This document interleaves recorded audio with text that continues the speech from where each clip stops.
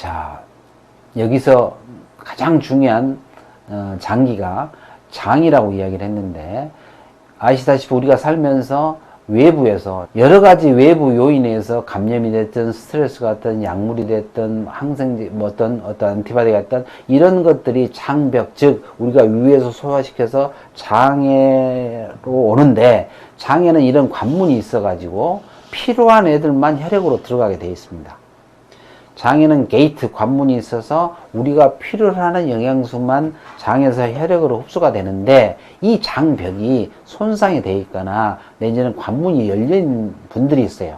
리키거 신드롬, 장누수 증후군, 과민성 대장 증상, 이런 분들, 술 많이 먹는 분들은 이런 것이 장 점막이 손상이 돼서 기능이 깨짐으로 인해서 외부에 있던 이런 나쁜 것들이 내 몸속으로 들어와서 혈액으로 들어오게 됐습니다. 그러다 보면 자, 나쁜 것들이 내 몸에 들어오니까 면역세포하고 전쟁이 일어나겠죠? 전쟁이 일어나면 당연히 뭐예요? 죽은 애들이 생기고, 그 죽은 애들이 염증인 것입니다.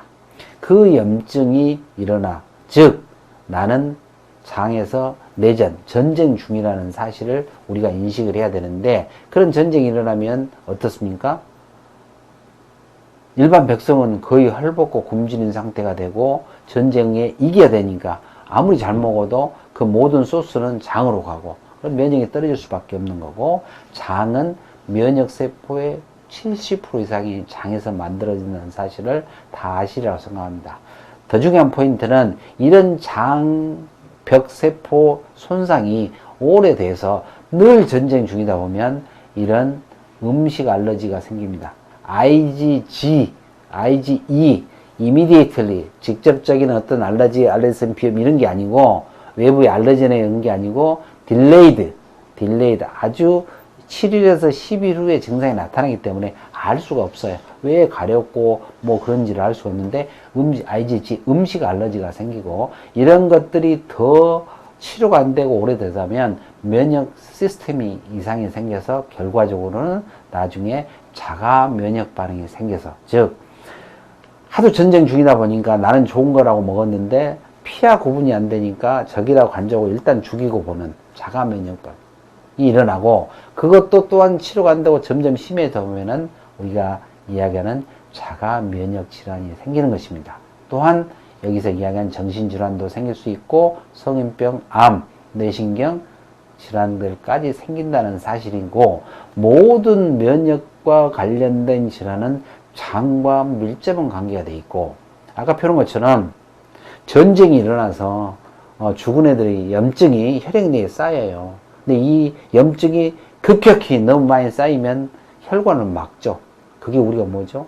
사람이 죽는 이유, sepsis, 폐혈증인 것이죠. 자, 그런 상태를 만들지 않게끔 하기 위해서 디톡스, 해독기관인 간과 신장이 쉼없이 일을 하는 것이죠. 그래서 간 기능이 나빠지신 분들이 간 치료만 하면 해결 안 되는 이유가 바로 여기에 있는 것입니다. 꼭 장 상태를 파악을 해서 장과 간을 같이 치료해 줬을 때 정말로 간 기능도 빨리 좋아진다는 거고, 가장 중요한 것은 이 면역과 관련된 것은 장이라는 사실을 오늘 인식하면 되고, 요즘 이제 히스타민 증후군이라고 있는데, 아마 히스타민 여러분 뭐 안티히스타민 많이 쓰니까 너무너무 잘할 거라 생각하는데, 이 히스타민 리셉터가 굉장히 많이 있습니다. 뇌에도 있고 위에도 있고 그런 CNS 이게 각각 다른데, 우리는 요즘 너무 스트레스 받고 하다 보니까 자율신경이 깨져서 이런 히스타민 증후군에 빠진 사람이 많이 있습니다. 그래서 히스타민 너무 과잉 분비돼 가지고 이런 여러 가지 모든 장기의 증상들을 나타나는 경우, 정말 어느 병원에 가도 해결된 거 어지럽고 나 두통 생기고 미식거리고, 그 다음에 저녁에 잠도 못 자겠고 의욕도 없고 가슴도 심장도 뛰고 가렵고 뭐 저혈압에 뭐 설사에 뭐 아무튼 전신에 아주 문제가 생겨요. 이게 이제 예민하신 분들, 그 다음에 스트레스 많이 쌓이신 분들, 히스타민이 과잉 분비돼 가지고 오는 그런 부분들이 있는데, 이런 것들도 우리가 한번 체크를 해서 치료할 수 있다는 것 또 한번 관심 있게 보시면 좋을 것 같고요.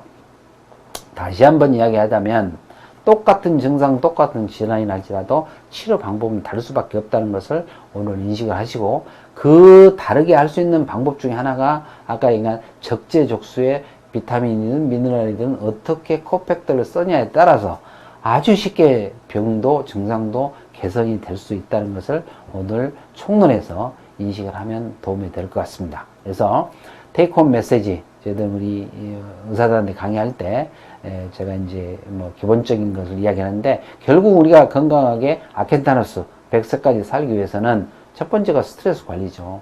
스트레스 주는 사람은 꼭 받는 사람은 있다고 이야기를 합니다. 즉 내가 얼마나 나 자신을 I like myself, 나를 사랑을 해서 늘 평온한 상태에 긍정적인 마인드를 갖는 게 중요한 거고, 당연히 휴식을 취해야 되고요. 먹는 거 당연히 중요한 거고, 운동, 그 다음에 이렇게 유연한 환경, 그 다음에 또한 정신적인 마인드 바디 컨트롤하는 것처럼 영혼이 굉장히 중요한 것이죠. 요게 이제 우리가 기본적으로 환자분이나 우리가 해결할 수 있는 거고, 또 병원에서든 또 우리 약사님들이 기본적으로 티칭 해줘야 될 것 중에 하나는 이런 거죠. 우리가 건강하게 살기 위해서 면역세포가 됐든 뭐든 적혈구 백호 이야기하지만 피잖아요, 피.